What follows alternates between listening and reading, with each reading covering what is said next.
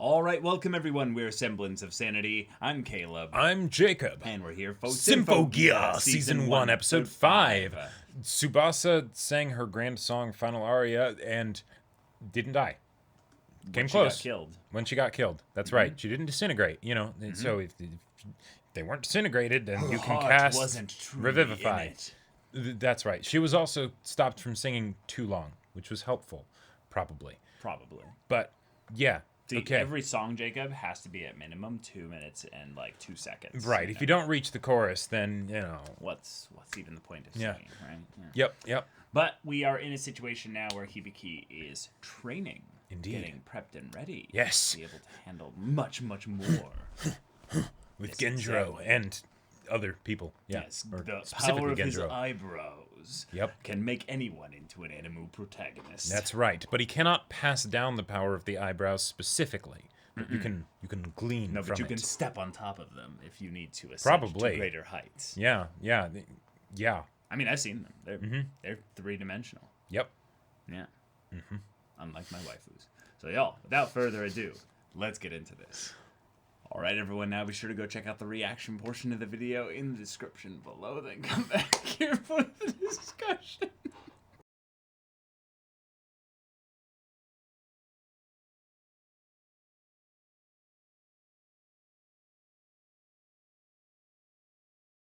This episode was crazy. Oh my god. This episode was crazy. I loved it. What happened? And also there were some things where I was just like, okay, all right, sure. It's part of the ride, I guess. So, okay, one, poor Miku, just as always. But two, going from Miku's like pout, to, my life, you know. I'm going to sexually torture you, and then feed you, and then torture you, right? And then, or I was just taunting you with the food because I wanted you to like. What is this new character? One, also, but then the reveal of, okay, so her name is Chris, all right. Okay, the one that wears the Nehushtan armor, right, Yep, but also potentially cool. someone that's using a completed relic that was loaned from an English-speaking country primarily. Well, English is a bit generous. No, let's be fair here. That's the point. They're from an English-speaking country. You could, I mean, it might be their second language. It's for immersion, Jacob, and it's amazing, and it's wonderful. It is. The point is wonderful in its own way. The point is, is that it's called Solomon's Cane. It's a completed relic, like Durandal. Yeah. It's activated already. Which we then saw what that looks like to have a completed relic activated. Well, is it activated? Because yes, they were saying that's what the girl was saying. She was like, no need to tell them that it's already activated. Oh. That's why she's like, thanks for the loan. Then we see at the end of this episode, Durandal activating to Hibiki's voice. Right. Yeah. So, okay. Yep. Basically, okay. This episode had a bunch of very different things in it. Miku, yes. I'm sorry, Miku. Right? The whole bit with Chris and whoever that other lady was, with the hair that like curves in specifically from the outside to cover the boobs. To cover the Not nipples. The boobs, sorry, the nipples. The nipples. Yeah. But then and also nipples are dangerous, dude. So dangerous. When I was watching the episode, when the guy started speaking, I was this close to being like, wow, this is actually some really good English. And then it just kept going. And then, you know, the lady opened her mouth and I was just like, Oh, no. I see. They're trying, Jacob. Hey, they're trying, right? But then we have all of the stuff with Tsubasa, which was still really good. You know, I'm glad that we continue to get that stuff, right? Oh, I'm alive? No, I failed to die. That line, if it didn't have all the emotional complexity, yes, exactly. That is like the why can't I do it? Instead of lightning, it keeps exploding in my face. Like everything always does. And it's just like, oh my god, it's so emo. I love it. Yep. But the idea that Tsubasa's actual internal conversation she had with Kanade, which I very much love the ambiguity of, because the way this show has its like weirdness and stuff and its sci-fi fantasy kind of things going on here, you could very easily have this all just be foreshadowing for some true, aspect of what the relics are and what it means to be someone that's, activated a relic or, maybe like, taken one on. But no, the idea of, hey, you need to be pliable, Tsubasa. Right. Like, and she's like, I know that. I'm not as... Like the oak falls while the lone little reed just bends in the wind. Yeah, exactly. Yeah. And so all that stuff, real good. Then... I don't want to stop on that. I literally think that that's huge for Tsubasa. Yes, because absolutely. it basically says it's okay to be weak. Mm-hmm. Because in some ways, by being weak, you're actually going to survive. Right. You're going to be able to ask for help. It's you're going to lean on other weak reeds. Right. It's a different kind of strength, right? Yeah. Because okay, if you're strong and all that stuff, cool. But if you're brittle, then what's the point, right? You won't last. I literally think this moment will be like a rebirthing moment for Tsubasa. I think so too. And she's going to come out of this very different. If anything, it's something where, with some of the different scenes that were in this episode, I liked most of them. Mm-hmm. And if anything, there were just moments where I was like, "Oh, I wish there was more time for this." Yeah, right? I Because gotcha. This episode had a clip pace, like, to say the least. Oh my god. Okay, so can we talk about the ridiculous, like, silly twists that they've got going on here? Oh yeah. That I have to take With seriously. Ryoko. And I love that they're introducing a twist like this. But the way it was edited and structured and stuff is so goofy. So first things first, we see her like, driving like a maniac on her way back, right? Right. At least that's what it seems like. Right. Which I believe is what it was, because that is her being late, right? Then Genjiro having made the comment about her being late, we see her, achoo, someone talking about me. Right. Then we go to the minister that gave her the orders specifically. Right. Yeah, so... and then he gets gunned down by what seems to be Americans. I mean, it could be Englishmen. I don't know. Yeah, totally could be, Who's to say with but those, the way potentially those juiced up guys come in with machine guns, I mean, the main leader had his head exposed. He was blonde. He had like a very specific kind of like I'm not gonna cringy G.I. Joe look. I'm not gonna assume that stereotypes are being made here. Really? Really? That guy was an American. That's just all I gotta say. It just looked like it. Then kills everyone. But then the orders still go through. Yeah, no, so... despite the fact that the orders came from the one who was assassinated, which then when they see her again, she has the package that has blood on it. Right. So, which happened after we saw her already having been done with the meeting. Well, that could be achronological, right? That's totally possible. But there are so many reasons why. But then Genjiro doesn't question at all the idea that she just came from a meeting where everyone was killed except her. Well, it was like she left like right a few before, hours after. Right, exactly. Or before. Sorry, yeah, you're right. Right. Before, yeah. Granted, she was late, yeah. And we couldn't communicate with her. And she plays the dumb act, but she's the literal scientist here.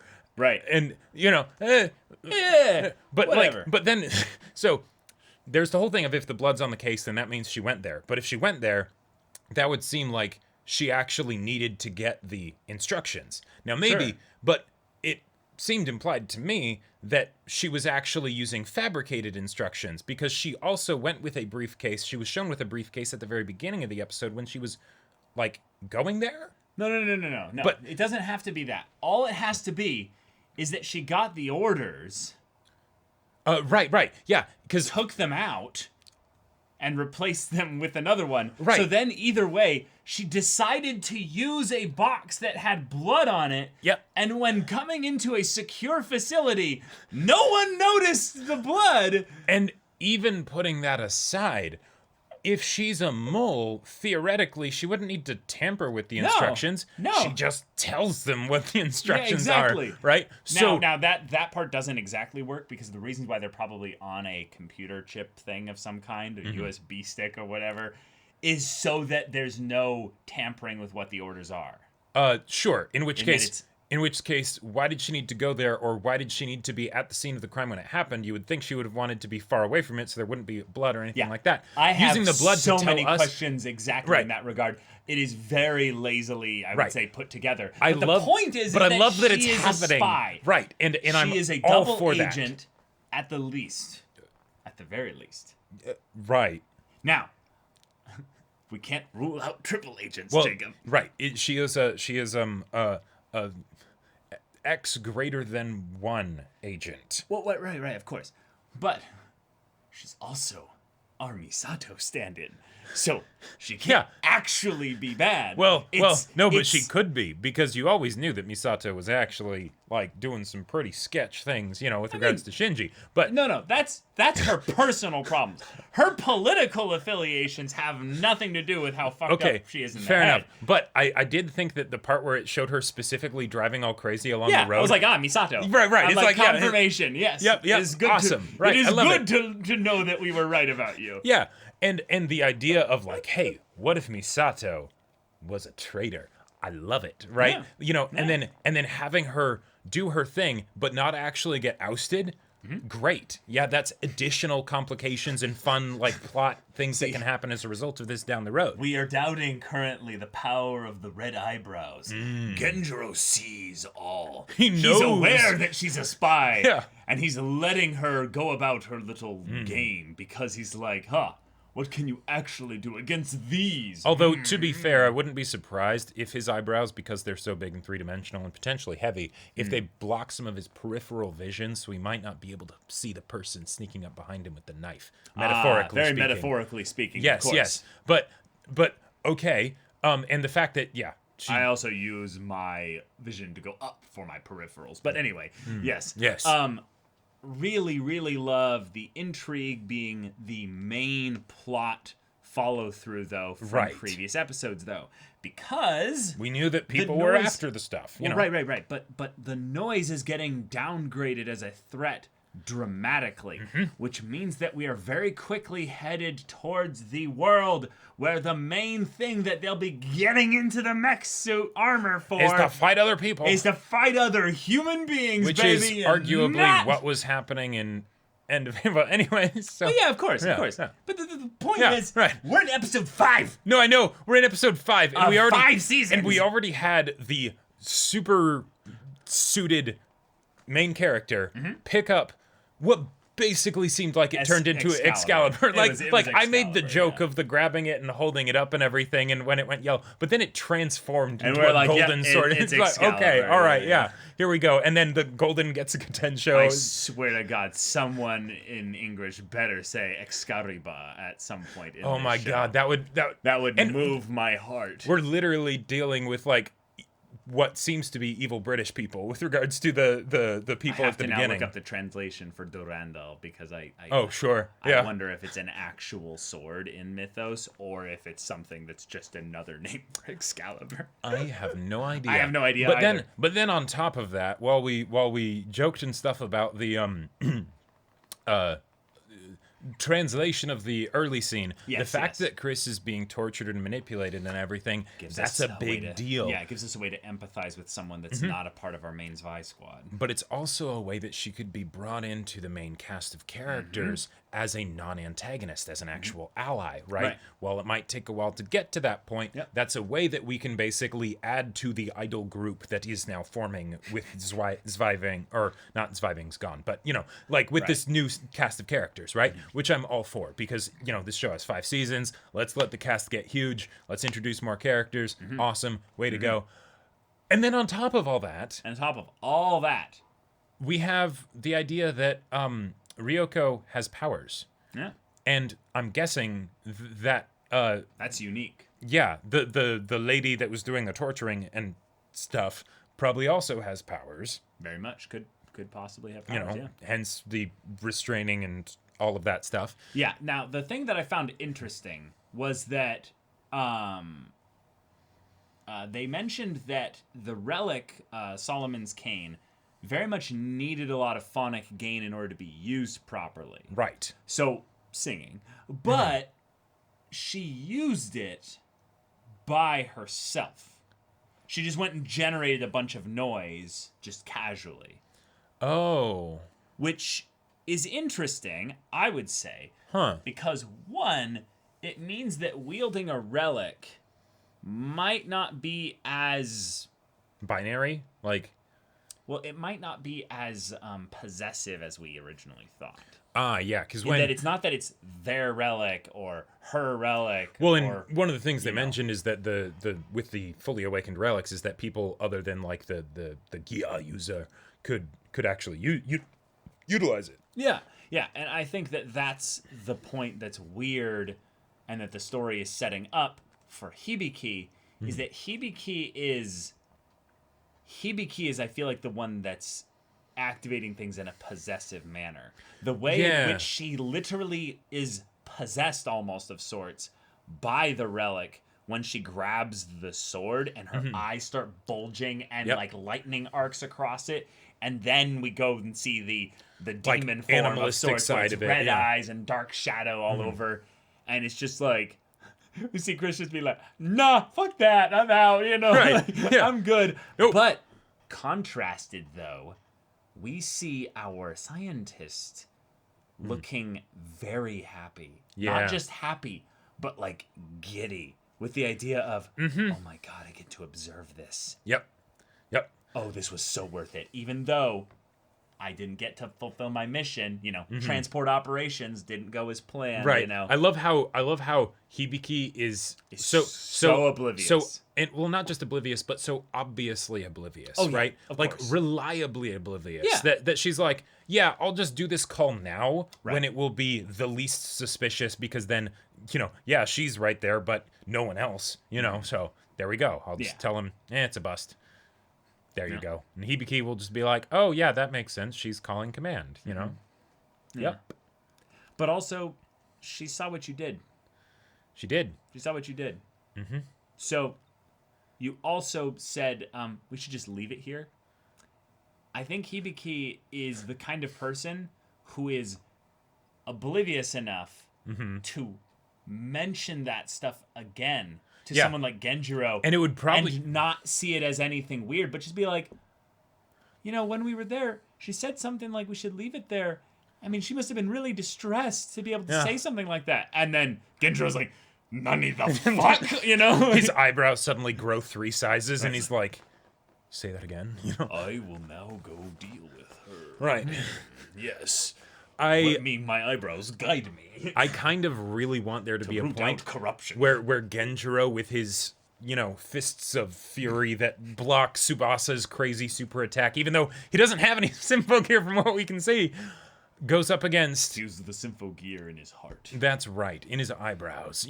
His eyebrows are a fully awakened relic. Go up against Ryoko with her, crazy symphonic magic or something, because she also wasn't singing, but it looked like it was... I mean, I'm guessing it could be related to the noise in some way, since she's also a scientist. But with the full hair reveal getting blown back, I'm not just a hot mess of a nerd. I'm actually calculating and badass and all of that, and dependable. Right. Hold on. Yeah, wait a minute. Yeah, wait a minute. That doesn't sound like you. Oh, wow.